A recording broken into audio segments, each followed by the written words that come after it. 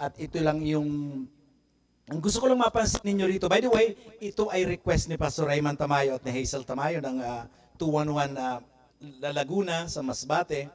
At kung kayo meron palang request na gusto nyong pag-aralan, kailang ilalagay na natin yan sa 2026 dahil puno na ang 2025. Yan. So ito ay request nila at ito pinag-uusapan na natin at ito ang series number 2 ng Kingdom Salvation. May gusto lang akong paabangan sa inyo, i-observe nyo ang gawa ng tao at gawa ng Diyos.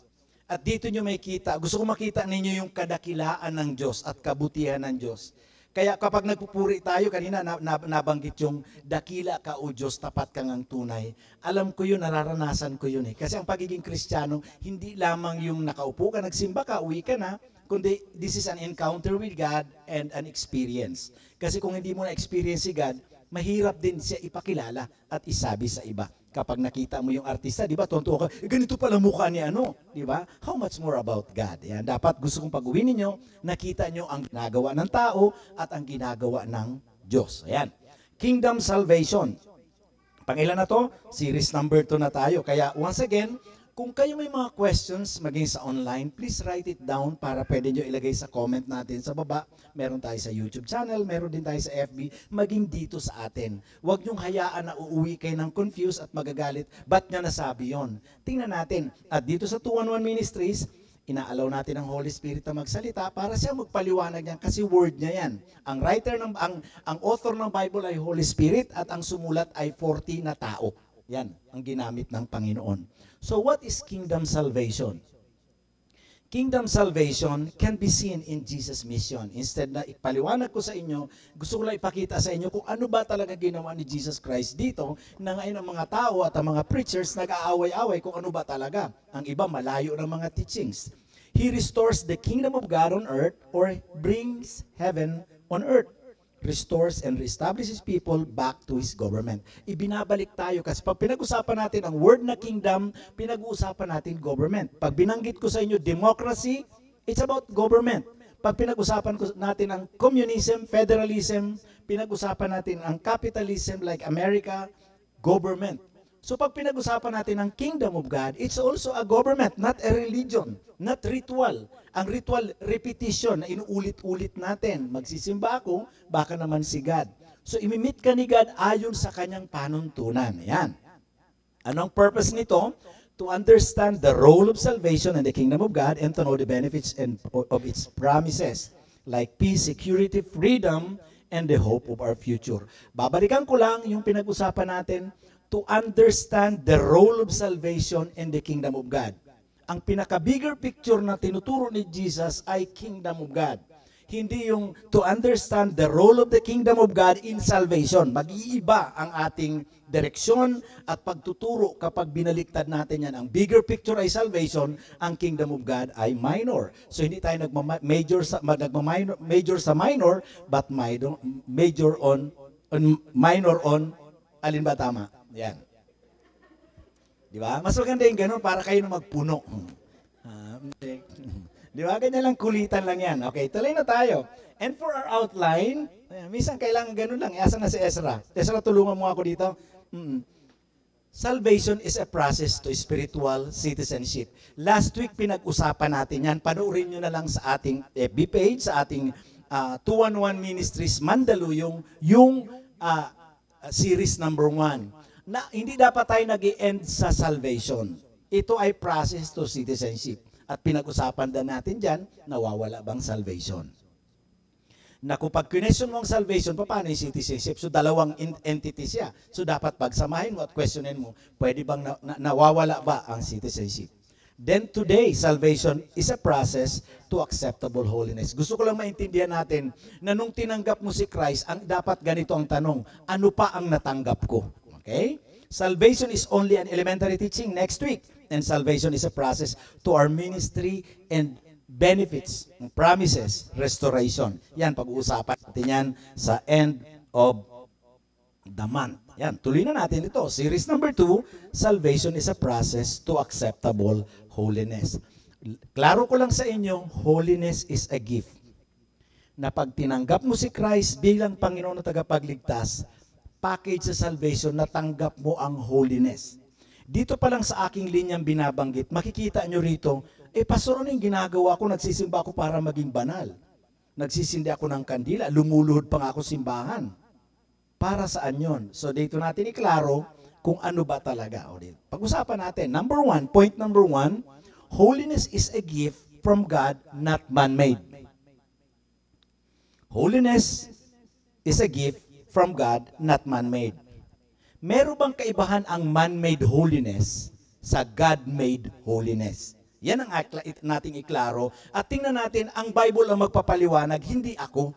Kasi ang Bible ang nagsasabi sa atin, nagpapaliwanag sa atin. Kaya kung puro lang si pastor lang lagi ang tama, dapat ang tama ang Bible, na pwedeng magkamali rin ang pastor na nagtuturo nito. Yan, tingnan natin. So point number one, tingnan natin ang man-made holiness. Okay, ang point number one natin, para hindi kayo nawawala, holiness is a gift from God, not man-made. So ano yung mga man-made na ginagawa natin? Sisimba ako ngayon para mabawasan ang aking kasalanan. So pag nabawasan, holy ka na ba? Hindi pa rin, nabawasan lang. May kasalanan ka pa rin. So makita mo, sabit yun na, ba't inuulit-ulit ng tao? Mamamanata ako pagdating na mahal na araw, magpipinitensya ako. Papaluin ko ang sarili ko dahil ang ginawa ni Kristo kulang para mabayaran ang kasalanan ng tao. So holy ka ba kapag pinalo mo ang sarili mo? Tama ba yon? Ang problema ko lang, lumaki ako na naririnig ko yan, walang maipakitang verse sa Bible. Pero na-accept ng mga tao at hindi lang tayo, marami all over the world. Magpapakabait ako, magiging magalang para maging banal ako. Mga kapatid, hindi masama ang maging mabait at magalang, nagmamano tayo. Pero kung iyan ang way ng iyong holiness or kabutihan sa Panginoon, tingnan mo sa verse sa Bible kung tama yan. Mag-aabuloy ako at ang iba pang mayayaman gumagawa ng foundations para ibalik sa Diyos ang kanilang kayamanan. So, hindi masama magkaroon ng foundations, nagpapaaral kayo, may mga scholars kayo, nag-aabuloy tayo, pero i-classify natin saan ito dapat at saan ito dapat hindi. Active sa gawain, sumasama sa misyon, umatin ng Bible study, discipleship group, kasi kailangan kong maging banal. Kasi ang mind ko talagang very active kapag kasalanan. So para mapahinga ako. Ang iba naman, pupunta ako sa church, mag-worship, magpa-fasting, ayuno. Yung worship time, kaya ka nag-worship dahil naiintindihan mo yung sinasabi ni God. Pero kung mag-worship ka para maging banal, it's a big question. Saan sa Bible yan? Tumutulong ka sa kapwa mo. Sabi ko nga kay Nama ko, meron akong isang kwento na minsan isang Boy Scout, itinawid niya ang matanda na nakatayo sa tabi ng kalsada. Nung itinawid niya, minura siya. Ibalik mo ako sa kabila, hindi ko tatawid. Ayan nga, ayan. Masyado ka pakialamero. Tingnan mo muna, akala mo okay ka. So be careful about that. May ibang grupo naman na pinipersecute ang hindi nakaparehas na believer. Kung hindi ka katulad ng faith nila, pinapatay pa nila para sila maging banal sa kanilang harap ng Diyos. That is man-made holiness. Ngayon, ito ang tanong ko maging sa inyong harapan ngayon. Tanggap man ni God yan? Bakit ginagawa ng tao? Saan natin makikita sa Bible yan? Baka mamura ka pa ni Lola, tinawid mo, naging matulungin ka, pero napagalitan ka pa. Harold, napagalitan ka, tinawid mo eh. Hindi naman siya tatawid. So tatawid. Kaya okay. Very dangerous ito na lie ng enemy. The people are doing it without checking if these are acceptable to God. So gagawa tayo ng holiness na hindi mo nga klaro na iyan pala ay tama. Maraming nasasaktan maging sa trabaho natin sa mga ating offices. May ginagawa ko pero hindi ka sinisweldohan. Kasi hindi mo pinapagawa sa'yo, ginagawa mo. Tapos nagdidemand ka. So ang mabigat nito, sa kay God tayo nagdidemand, Lord, holy ako ngayon. Dahil nag-worship ako, kinanta ko yung dakilang katapatan. Talaga? Yung ba ang way? Saan ito dapat ginagamit? Okay, tingnan natin. Sabi sa Acts chapter 17 verse 30, in the past, God overlooked such ignorance. But now, He commands all people everywhere to repent. Change your mind, ang ibig sabihin ng repent. Gusto ko illustrate sa inyo ito, na as simple as this, naintindihan na ito ng mundo pero hindi naintindihan ng mga religious people at naglilingkod sa Panginoon. Halimbawa ito, tingnan natin. Ini-equate nila ang ginagawa nila sa simbahan, sa pagtulong sa kapwa, na parang points nila kay God na ako ay banal. Ngayon, paglabas natin dito, kwento natin, paglabas natin dito, sa inyo ng mga may sasakyan, palitan natin yung sasakyan. Pagbaba nyo rito, meron diyang sa baba, Chowking sa Jollibee. Pumasok kayo ngayon sa Chowking, at ngayon pumasok ka, bigyan mo ako ng masarap na pagkain dyan, halo-halo, kung anong... bakit sir? Kasi banal ako, nag-worship ako. Bibigyan ka kaya? Nas, bibigyan ka ba? Edwin, nag-worship ka kay God eh. Banal ka eh. Nag-worship kami. Matayin ako ng 2-1-1 ministries. So, bigyan mo ako ng chicken. Tama ba, Marisa? Sa palagay mo, bibigyan ka? Hindi. Dahil meron silang prinsipyo para mabigyan kanila ng food nila, bayaran mo. There's a proper payment. May kapalit kung gusto mo makakuha sa kanila. At ganyan din si God. Gusto ko makita natin na yung ginagawa natin, gagawa tayo ng something good at isisingil natin kay God. Pwede na ito. Maging sa gasolinahan, may motorbike kayo rito, Nas. Dahil nag-worship ka kanina, punta ka sa gasoline station, punuin mo, full tank. Nag-worship ako kay God. Holy ako. Pwede ba pambayad yun? So makita natin na parang may mali yata sa ginagawa ng tao, and yet we equated it na iyan ay kabanalan. At ang problema, dinidemand natin ang kabayaran kay God, na si God pa ngayon may utang. So, dandanin natin. Tingnan nyo ang papaano tayo tinitingnan ni God. Ang iba sa atin, akala natin dahil nakagawa ka kahapon ng kasalanan, iyon lang iniisip natin kasalanan. Papaano tayo tinitingnan ni God bilang isang makasalanan? Saan tayo nagkamali? Sabi sa Bible, all of us have become like one who is unclean, and all our righteous acts are like filthy rags. Lahat ng kabutihan natin, kapag wala kang relasyon kay God at nag-worship ka, meron kang foundations, ang lahat na ng university dito, lahat ng estudyante, ikaw pa nagbabayad. Hindi mo pwede equate yan as your holiness. Sabi ni God, lahat yan ay maruming basahan. We all shrivel up like a leaf, and like the wind, our sins sweep us away. Makita nyo na yung ginagawang kabutihan ng tao at tinitingnan nilang kabanalan sa Panginoon ay maruming basahan. Okay na nga sana yung basahan. Yung maruming basahan, filthy rags, hindi maganda. So dapat i-clarify natin kung itong gagawin kong pag-worship, counted ba ito kay God? Paano niya ako tinitingnan? Paano ka niya tinitingnan? Para at least pag-uwi mo, meron kang peace. Ang pinakamahal sa balat ng lupa ay yung peace. Hindi peace pelea, kahit iba yun. Peace, kapayapaan. Gusto ko yun ang ma-enjoy ninyo. Na kahit maraming kaguluhan ngayon, kapag meron kang peace of God, ma-enjoy mo. Tingnan nyo yung nakikita ni God sa atin. But your iniquities have separated you from your God. Iniquities, kasalanan pa din. And your sins, inulit pa, have hidden His face from you so that He will not hear. So nasaan yung ating mga tinulong sa foundation, pagiging magalang, pagiging matulungin, kung si God ay tinatago niyang mukha sa iyo dahil ang nakikita niyo sa iyo ay kasalanan. So dapat iklaro natin, ano yung accepted kay God, anong hindi. Kasi lumalabas, parang binabribe natin si God. Parang naglalagay tayo kay God para tanggapin tayo ng Lord sa kanyang kaharian. Hindi ganun ang tama. Balikan natin si God. I-deal mo muna ang kasalanan mo para ma-accept ka ni God as a holy to your Lord. Number B, holiness is a gift from God, not man-made. Number 1 is man-made holiness. Ito yung God-made holiness. Yung man-made hindi tanggap ni God.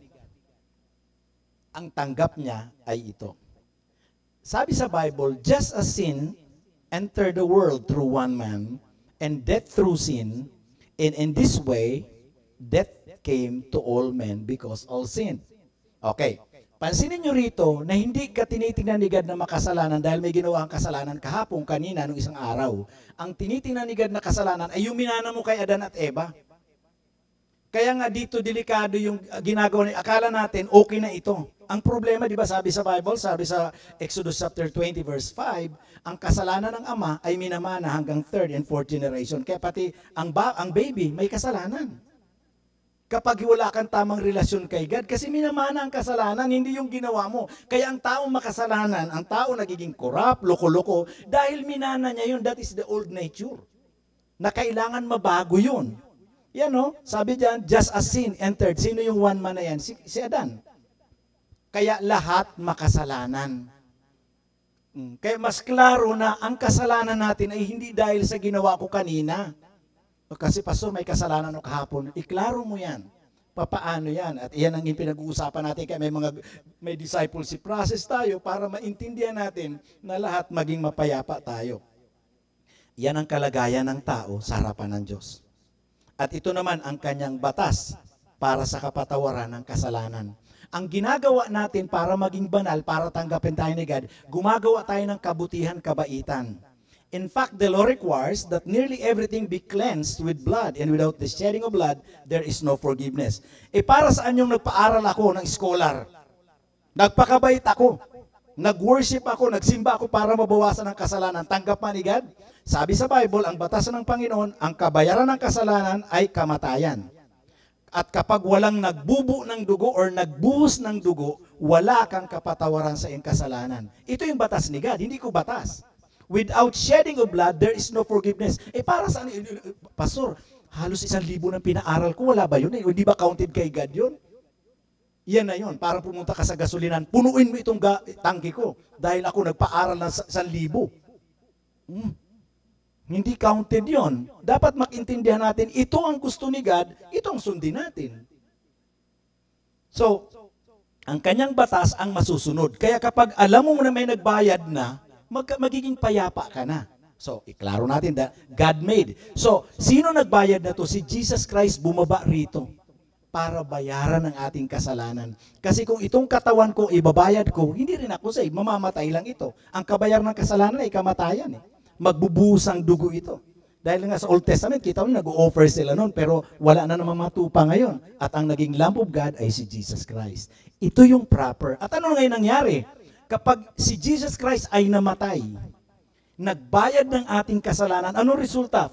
For just as though the disobedience of the one man, sino itong disobedient na to? Si Adan. The many were made sinner, all have sinned. Yung kanina binasa natin. So all through to the obedience of the one man, si Jesus Christ, the many will be made righteous. Ano yung man-made holiness ni God? Ginawa kanyang banal nung siya ay namatay. Kaya nung tinanggap mo si Christ, kasama doon nakapackage ang kabanalan. Kaya hindi po ako banal dahil nagpapastor ako, nagpapakabuti ako, nag-aalaga ako ng mga anak ko ng tama. Kaya po ako banal dahil ito ay bunga ng ginawa ni God sa akin. Hindi ako mabait dahil nagpapakabait ako. Hindi rin matatanggap yun. Kaya ako mabait dahil ito ay fruit of the Holy Spirit na love, joy, peace, patience, kindness. Kaya ako faithful dahil ito ay bunga ng Panginoon, ng Holy Spirit sa akin. Kaya kung ang iyong kabanalan ay nakabase sa iyong ginawa, hindi yun accepted ni God. Ang accepted na holiness ni God ay He made you righteous. He made you holy. By the way, ang holiness dito nag-i-interchange. The same lang ang ibig sabihin niyan, pero most likely ang ginagamit natin later on is righteousness. So bakit ako banal? Dahil kay Kristo, hindi dahil sa mabait ako. Kaya kung titingnan niyo ako, buti pa si Pastor, banal. Dahil ang bait-bait, hindi ako nagpapakabait. Kasi kung ang ating kabaitan napipigtal, sa atin na lang na mga boys, sa ating mga kaibigan, pag nanliligaw, Charles, Harold, Mako, pag ako rin eh, nung naliligaw ako, ang bait-bait, hindi, walang bisyo, walang amoy sigarilyo, nung naliligaw ako nun, wala, talaga good, hindi amoy alak, ang sipag-sipag, nakita mo lang binubuhat lang yung nagbibuhat lang na balde, ako na po, hindi, inangat ko lang, lapag mo dyan, nakikialam ka na naman. So ito yung, makita mo na, ang bait-bait talaga, pero samantalang, talaga kahit hindi makabali ng, ng pandesal. Tapos nung sinagot na, namimigay na ng stars. So makita mo ang ating kabaitan napipigtal. Hindi tumatagal, may expiration. Samantalang yung ginawa ni Kristo, hindi. Kaya nga nakita mo, kaya ako babangon ngayon, mag-worship ako kay God because He made me righteous. Hindi dahil ako magiging matuwid pag nag-worship ako. Pag uwi ko may kapayapaan ako. Walang kwenta yun. Si God ang gumawa niyan. Kaya kung lahat ng ginagawa natin para maging banal tayo mga kapatid, sa mga viewers natin sa FB at sa YouTube, mali ho yun. Ayan Jesus made us righteous. Pinaging banal ka sa Tagalog translation.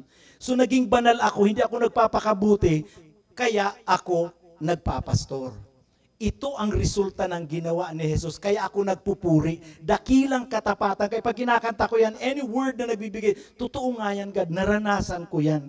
Kaya pag humarap ako kay Kristo, pag dumating ang Judgment Day, yung tinuro ni Pastor Jeff, sa Judgment Day, hindi yung, Lord, 1,000 pinaaral ko.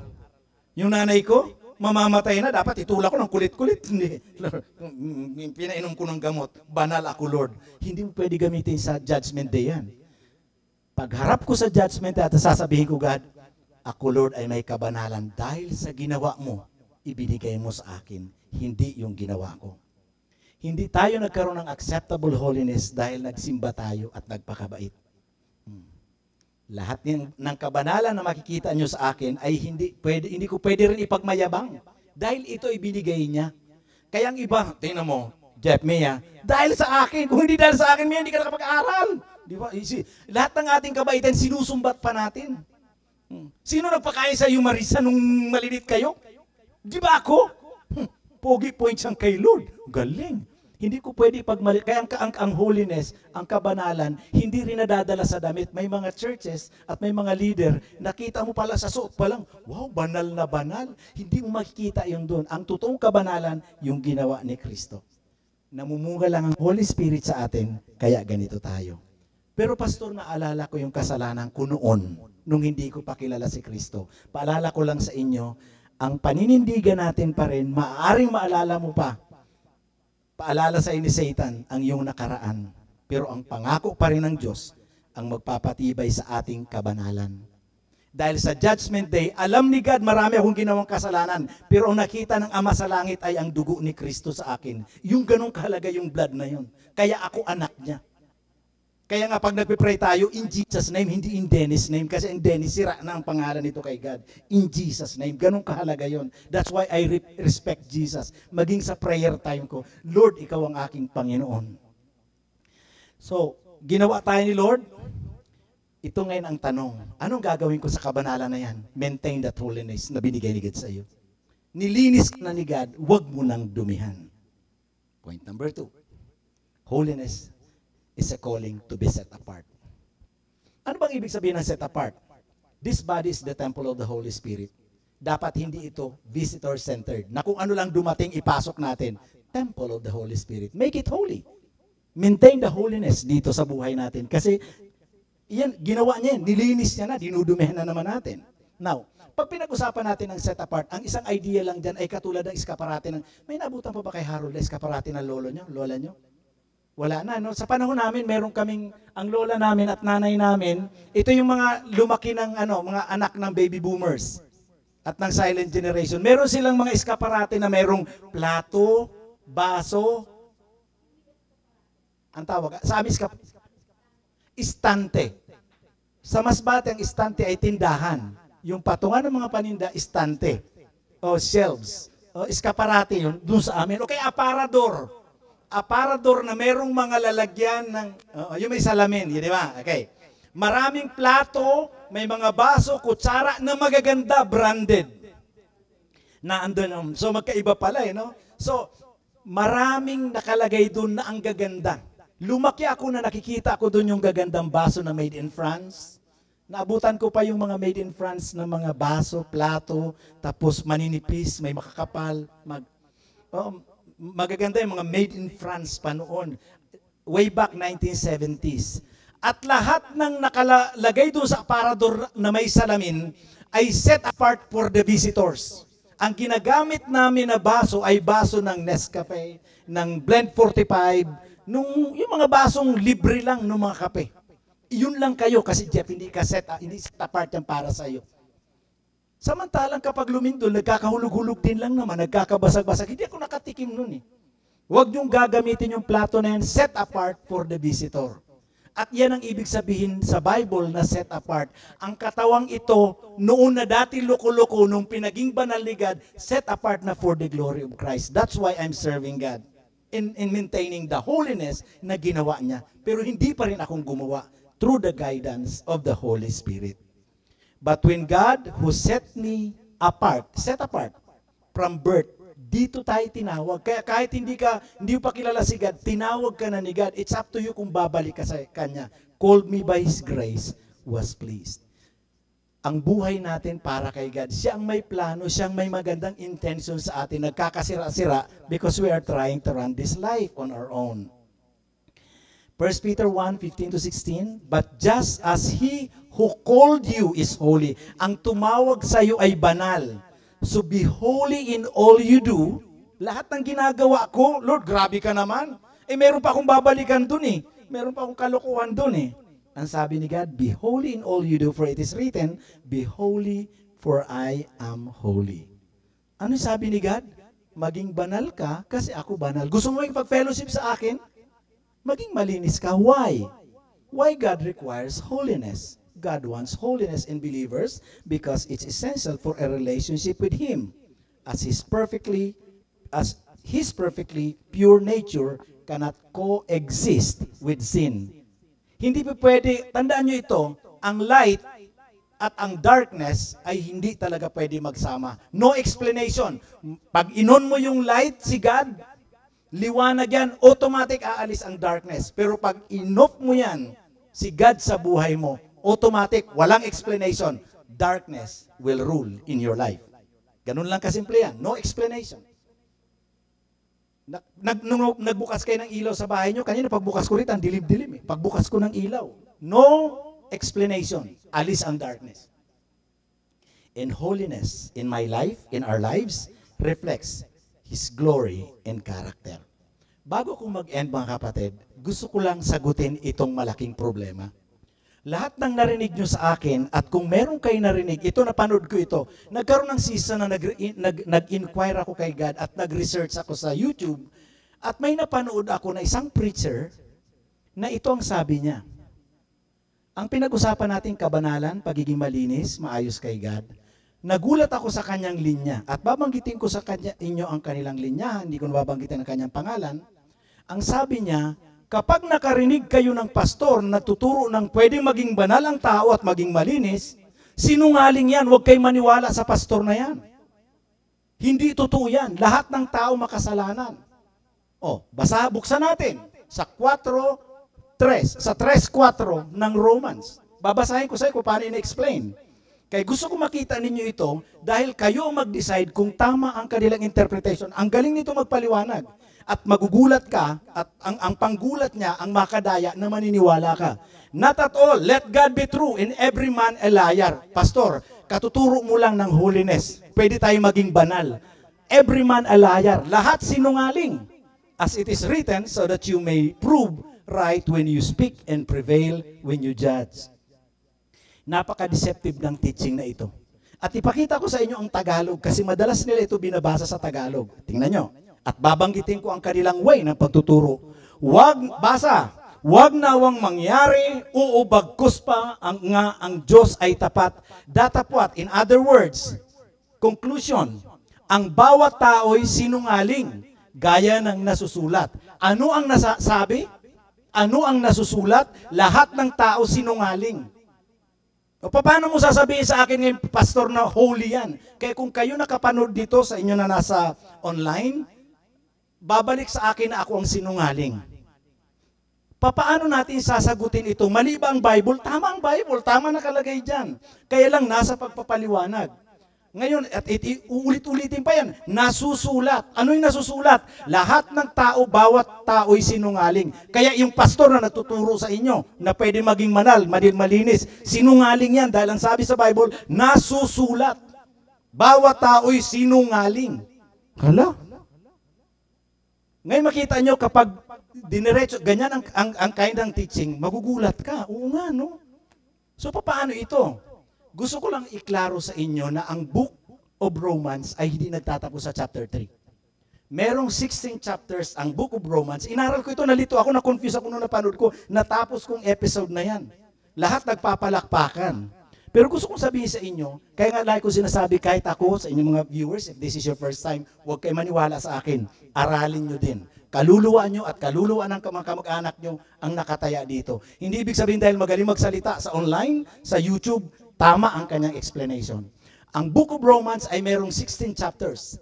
At nahahati yan sa dalawa. Ang chapter 1 to chapter 3 ay buhay ng mga taong makasalanan at yung kanilang sariling paraan ng kabanalan. Sa chapter 1, they worship creation rather than creations. Ang mga lalaki na gusto magpakababae at babae na naandyan sa chapter 1 verse 18 to 20. At sa chapter 3, lahat sinungaling, tama sabi ni God. Pero pagdating sa chapter 4 hanggang chapter 16, ang lifestyle ng mga naniniwala at nananampalataya kay Kristo. Kaya sa chapter 4, makikita nyo na God counted Abraham as righteous because he believed. At pagdating natin sa chapter 5, ito yung verse na ginamit natin dito sa title na Salvation.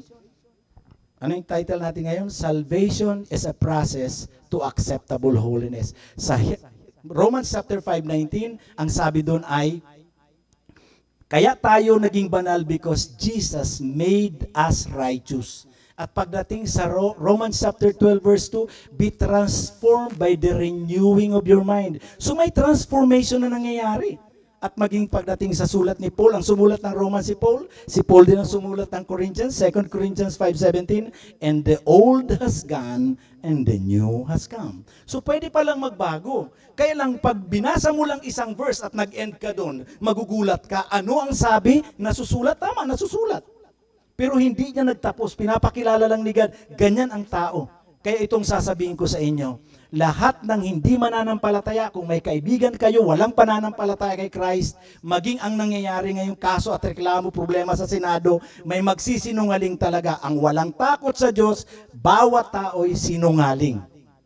Kaya huwag kayo magagalit kapag mas pinili mo ang non-Christian, mas pinili mo yung mga kaibigan mo rather than the believers. Huwag kang magalit pag sinungaling. Ang Bible nagsasabi, kung ngayon pa lang makita mo, ganyan pala. Kaya pala sila doon, puros kasinungalingan sa Senado ngayon. Nagsisinungaling, why? Sabi sa Bible, bawat tao na wala kay Kristo at hindi pa nakatanggap ng kabanalan ni God ay sinungaling. Tama bang verse na yan? Yes. Kaya lang yan ay, pinag-uusapan dyan ay non-Christian. Kung gusto nyong makita ang katotohanan, kung paano kumikilos at maranasan ang pagkilos ng Diyos, basahin nyo ito. Dahil kapag tama ang interpretation ng pastor na nagturo nun, dapat hindi nagkukontradik ang Bible. Kasi kung pinaging banal tayo at sinungaling ka pa rin, hindi ka banal. Tingnan nyo itong verse na ito, last verse. Make every effort to live in peace with all men and to be holy.